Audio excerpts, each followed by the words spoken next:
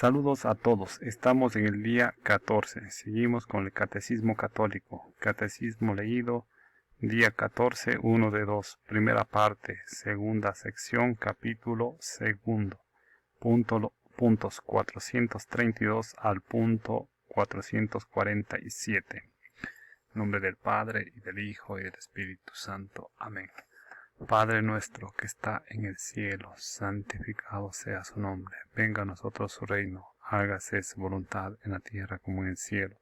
Denos hoy nuestro pan de cada día, perdone nuestras ofensas, como también nosotros perdonamos a los que nos ofenden. No nos deje caer en tentación, y líbranos del mal. Amén. Punto 432. El nombre de Jesús significa que el nombre mismo de Dios está presente en la persona de su Hijo, hecho hombre para la redención universal y definitiva de los pecados. Él es el nombre divino, el único que trae la salvación y de ahora en adelante puede ser invocado por todos porque se ha unido a todos los hombres por la encarnación, de tal forma que no hay bajo el cielo otro nombre dado a los hombres por el que nosotros debamos salvarnos. Punto 433. El nombre de Dios Salvador era invocado una sola vez al año por el santo sacerdote para la expiación de los pecados de Israel, cuando había aparejado el propiciatorio de los santos con la sangre del sacrificio. El propiciatorio era el lugar en la presencia de Dios, cuando San Pablo dice de Jesús que Dios lo exhibió como instrumento de propiación por su propia sangre. Significa que su humanidad estaba Dios reconciliando al mundo consigo. Punto 434. La resurrección de Jesús glorifica el nombre de Dios Salvador, porque de ahora en adelante el nombre de Jesús es el que manifiesta en plenitud el poder soberano del nombre que está sobre todo nombre. Los espíritus malignos tienen su nombre, y en su nombre los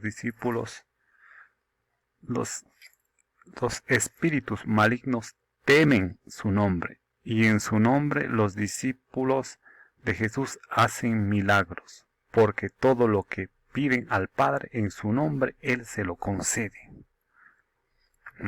435. El nombre de Jesús está en el corazón de la plegaria cristiana. Todas las oraciones litúrgicas se acaban con la fórmula por nuestro Señor Jesucristo. El Ave María culmina y bendito es el fruto de tu vientre, Jesús. La oración del corazón en uso en Oriente, llamada oración a Jesús, dice: Señor Jesucristo, Hijo de Dios, ten piedad de mi pecador. Numerosos cristianos mueren como Santa Juana de Arco, teniendo en sus labios una única palabra: Jesús.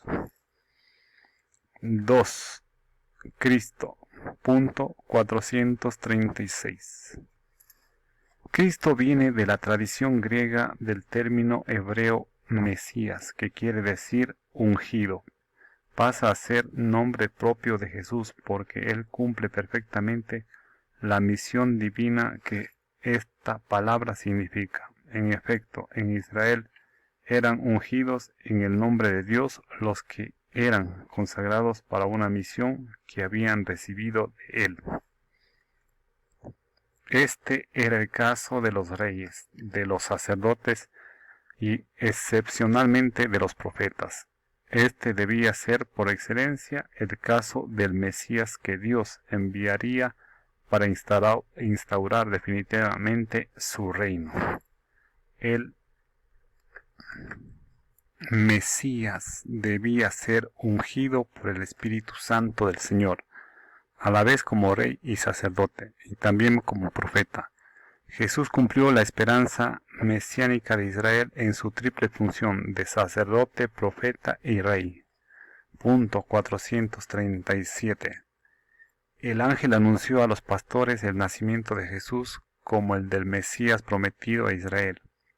Os ha nacido hoy en la ciudad de David un Salvador, que es el Cristo Señor. Desde el principio, Él es a quien el Padre ha significado y enviado al mundo, santificado y enviado al mundo, concebido como santo, en el seno virginal de María. José fue llamado por Dios para tomar consigo a María su esposa, encinta, del que fue engendrado en ella por el Espíritu Santo, para que Jesús, llamado Cristo, nazca de la esposa de José en la descendencia mesiánica de David. Punto 438. La consagración mesiánica de Jesús manifiesta su misión divina. Por otra parte, eso es lo que significa su mismo nombre, porque en el nombre de Cristo está sobrecentrado el que ha ungido. El que ha sido ungido y la unión misma con la que ha sido ungido y con la unción misma con la que ha sido ungido. El que ha ungido es el Padre, el que ha sido ungido es el Hijo, y lo ha sido en el Espíritu, que es la unción. Su eterna consagración mesiánica fue revelada en el tiempo de su vida terrena, en el momento de su bautismo por Juan, cuando Dios le ungió con el Espíritu Santo y con poder, para que Él fuese manifestado a Israel como su Mesías. Sus obras y sus palabras lo dieron a conocer como el Santo de Dios. Punto 439. Numerosos judíos e incluso ciertos paganos que compartían su esperanza reconocieron en Jesús los rasgos fundamentales del mesiánico, hijo de David, prometido por Dios a Israel. Jesús aceptó el título de Mesías al cual tenía derecho, pero no sin reservas, porque una parte de sus contemporáneos lo comprendían según una concepción demasiado humana, especialmente política. Punto 440. Jesús acogió la confesión de fe de Pedro, que le reconocía como el Mesías, anunciándole la próxima pasión del Hijo del Hombre. Reveló el auténtico contenido de su realeza mesiánica en la unidad trascendente del Hijo del Hombre, que ha bajado del cielo, a la vez que en su misión redentora como siervo sufriente. El Hijo del Hombre no ha venido a ser servido, sino a servir y a dar su vida como rescate por muchos. Por esta razón, el verdadero sentido de su realeza no se ha manifestado más que desde lo alto de la cruz. Solamente después de su resurrección, su realeza mesiánica podrá ser proclamada por Pedro ante el pueblo de Dios. Sepa pues con certeza toda la casa de Israel que Dios ha constituido Señor y Cristo a este Jesús, a quien vosotros habéis crucificado. Punto 3. Hijo único de Dios. Punto 441.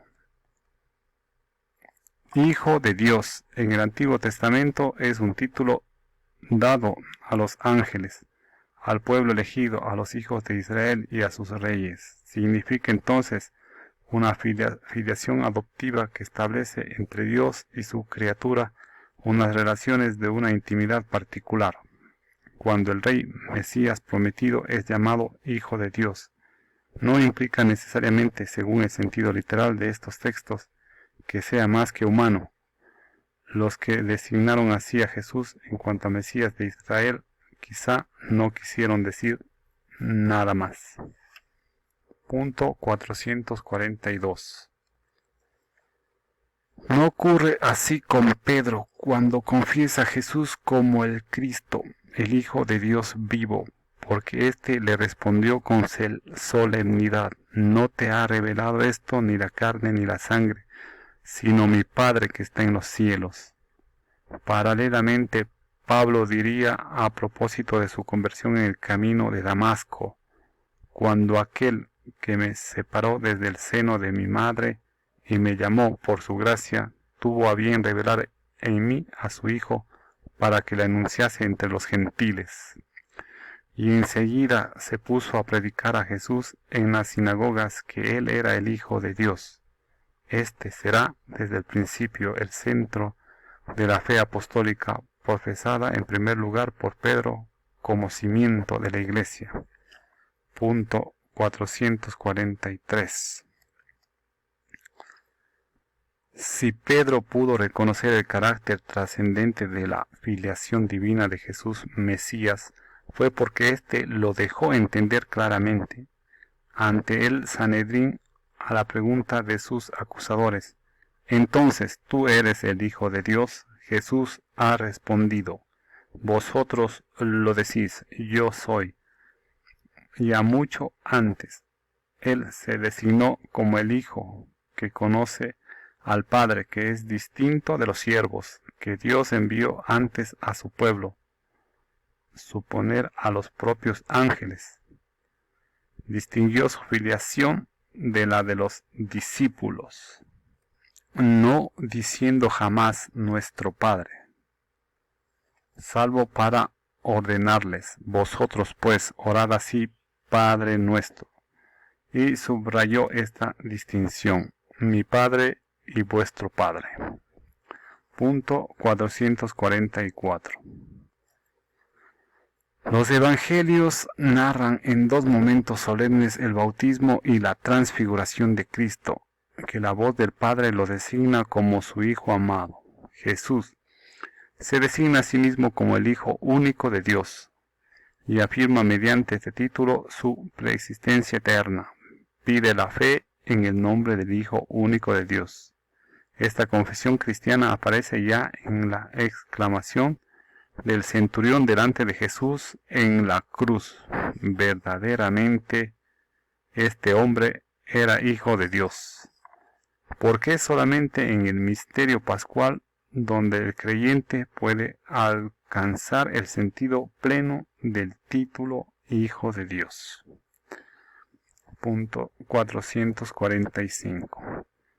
Después de su resurrección, su filiación divina aparece en el poder de su humanidad glorificada, constituido Hijo de Dios con poder, según el Espíritu de Santidad, por su resurrección de entre los muertos. Los apóstoles podrán confesar: hemos visto su gloria, gloria que recibe del Padre como Hijo único, lleno de gracia y de verdad. 4. Señor. Punto 446. En la traducción griega de los libros del Antiguo Testamento, el nombre inefable con el cual Dios se reveló a Moisés es traducido por Kyrios, Señor. Señor se convierte desde entonces en el nombre más habitual para designar la divinidad misma de Dios de Israel. El Nuevo Testamento utiliza este sentido fuerte del título Señor para el Padre, pero lo emplea también aquí.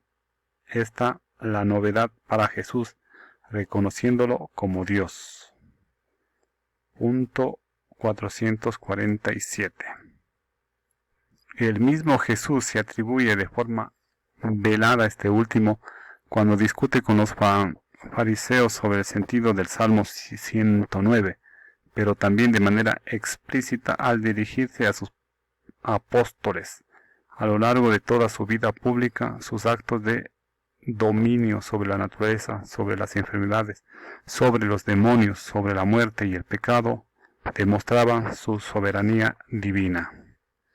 Hasta aquí el punto 447, continuaremos con el punto 448 en el próximo video. Gracias.